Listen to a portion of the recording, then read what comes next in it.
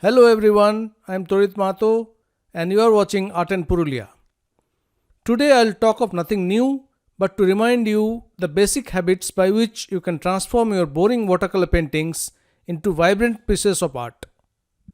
I'll talk of 10 habits that can really improve your watercolor paintings. First and foremost are the quality of ingredients. Use artist quality art materials. Normal argument is, as a beginner, why should I spend more and use better quality art material?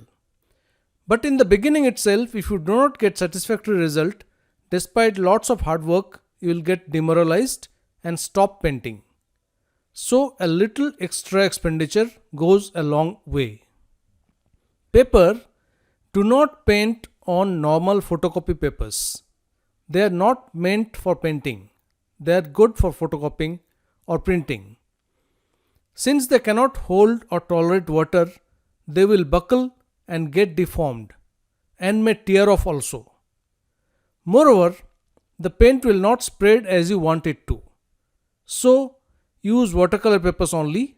Thicker the better. I'll recommend at least 240 GSM thickness. For paints, artist quality paints have more pigments and so they not only give you vibrant results but they last also longer because you require less paint. So even the cost will actually even out. Brushes, cheap brushes with shading hair is extremely annoying. Moreover, they do not retain shape and their water holding capability is very poor. So a better quality brush lasts longer and produces better results. Invest in a few.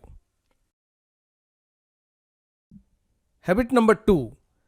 Use watercolor or water soluble colored pencils for drawing the initial outline. When you draw the initial outline of your painting using graphite pencil, there are chances that the marks might show up once dried, especially in light areas which looks very unprofessional. This cannot be erased once the paint has been applied. To get rid of this nuisance, one good remedy is to use water soluble pencils to draw the outline. Use the same colors as the painting, that would be. The outline will comfortably merge with the painting and you will not be able to make out any difference later on. Habit number 3. Use 2 jars of water. One jar of water should be used for cleaning the dirty brushes and the other should be used to clean the already cleaned brush to remove the last bit of paint also. The water from the clean jar can also be used for mixing with the paints. If you use dirty water to mix paint, you will get dirty paints.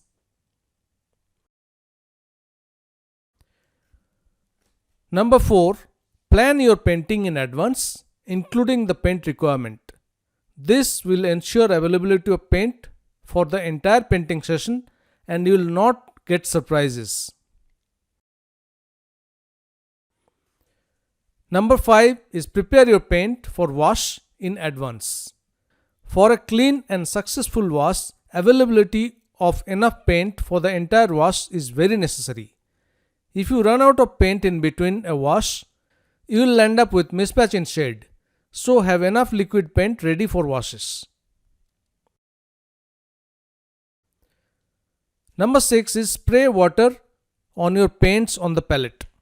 A spray of clean water over the paints on your palette will soften the paints and keep them ready for mixing and save valuable time while painting.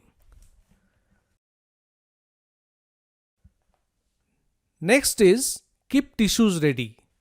Tissues should be kept ready and handy for use as necessary.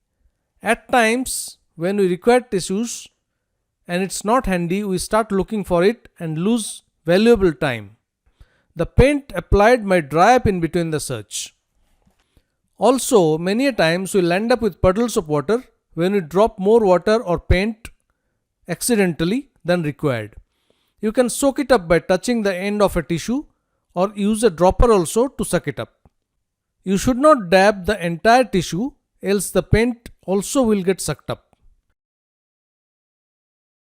Next is, do not feel guilty in using masking fluid and masking tape to preserve the white of the paper. To preserve the white smaller details, masking fluid works wonders. It's very difficult to preserve white spaces and still achieve an even wash. Masking fluid solves the problem. To give your painting a neat finish, taping the borders gives an extremely neat finish, which otherwise is not easy to achieve. Moreover, the tape ensures that there are no deformations of the paper. You should pull the tape outwards while removing to avoid accidentally pulling off any painted area. Next habit is paint in natural and bright light conditions. Do not paint in dark or low light conditions or colored lights. Your perception of color do not appear properly. Select a well lit place having natural bright light. A gloomy place in any case is depressing. The last point is do not hesitate to use texturing techniques. Sometimes we hesitate using texturing techniques like use of salt, alcohol and so on, thinking it's a cheating. But for getting those fine exclusive effects, they work extremely well. These are some of the things that came to my mind, but I feel your own confidence in handling the paint is very important. That comes from understanding the medium and lots of practice. Do not try very complicated subjects in the beginning. Paint very easy subjects to boost up your confidence and morale and get experience in color handling. So happy painting, stay safe, see you.